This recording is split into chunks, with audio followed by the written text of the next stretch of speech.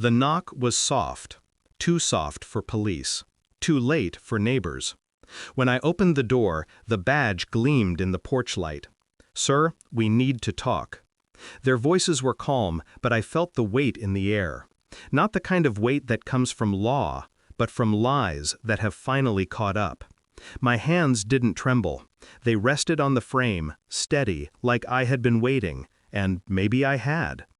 Inside, the silence of my house pressed against me. No voices, no laughter, not even the ghost of the party I had thrown just a week earlier, a party no one came to. Not my wife, not her family, not even after the invitations were slipped neatly into their hands. My mother had sat alone, her wrinkled face lit by candles that burned too fast. Now the police stood here, because of her, because of the woman who had once vowed to stand beside me.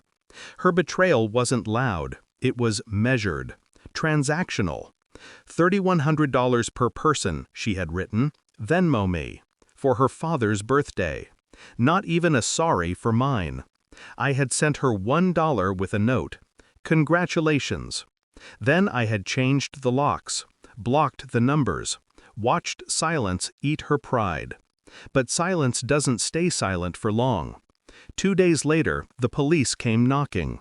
The officers didn't accuse, they asked, carefully, like men trained not to break the glass of a fragile scene. "Your wife says you've locked her out." "She's not my wife anymore." My voice sounded foreign, clipped, detached. They looked past me into the empty house, where balloons still hung, deflated. Streamers sagged like veins drained of blood. A party abandoned before it began. Her story, I realized, was already in motion. She had told them what wives always tell when they've lost control of their husband. Phrases designed to wound, to paint. Words like abuse, control, danger. But I didn't shout. I didn't plead. I simply asked if they wanted water. They refused. They left with her version of the truth scribbled into their notebooks. And I stood in the silence, replaying every moment of the last year. The way she would leave her phone face down. The way her family's laughter always excluded me. The way she looked at me during my mother's lonely party, not with guilt, but with indifference. It wasn't just betrayal, it was annihilation by neglect. And she thought the police would frighten me into folding. But fear had burned out long ago. What was left was calculation. I didn't confront her, not yet. I learned. I gathered. Quietly. Phone records showed late-night calls to numbers not saved in her contacts. Disposable voices. Hotel confirmations under her maiden name. Financial statements revealed transfers, small, consistent, feeding a fund I was never meant to see.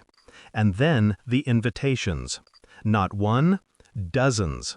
Digital threads she thought she had deleted. $3,100 a head. Dad deserves luxury.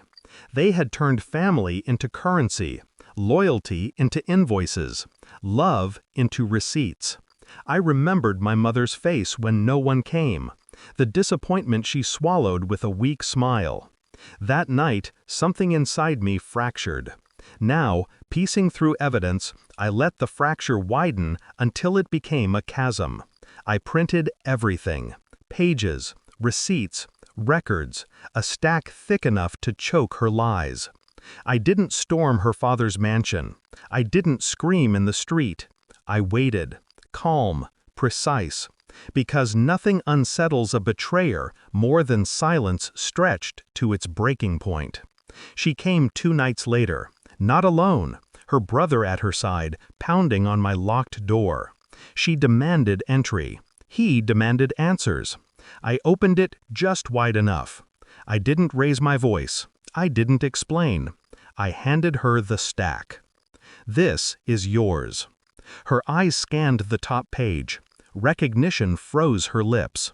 The hotel slips, the bank transfers, the overpriced birthday invoices. Her face drained, but not from guilt, from exposure. Her brother turned on her before I said a word. "What the hell is this?" She stammered, excuses, fragments. She reached for me, but I stepped back, the distance cold and final. I didn't need to accuse. She unraveled herself, right there in my doorway, the evidence cutting deeper than any argument I could have made. She whispered my name like it still had power, like I might still bend. I didn't. Instead, I pulled a single dollar from my pocket, folded once, and pressed it into her palm. The same note I had sent before echoed in my head. "Congratulations." She flinched as if the bill burned. Her brother's eyes narrowed. He saw it then, the cheap transaction she had reduced me to. I closed the door slowly, deliberately, the lock clicking like the final stroke of a gavel.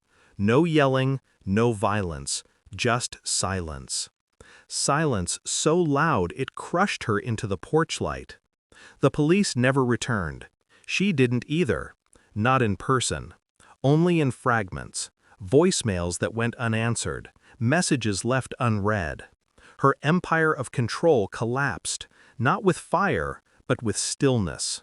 I sat alone in the same chair where my mother had once waited for guests who never came. But this time, I wasn't waiting. I had already let go. Some betrayals demand tears. Mine demanded precision. And precision doesn't leave room for forgiveness. The final sound that night was the deadbolt sliding into place. Not a barricade, a sentence. And the truth, finally, was quiet.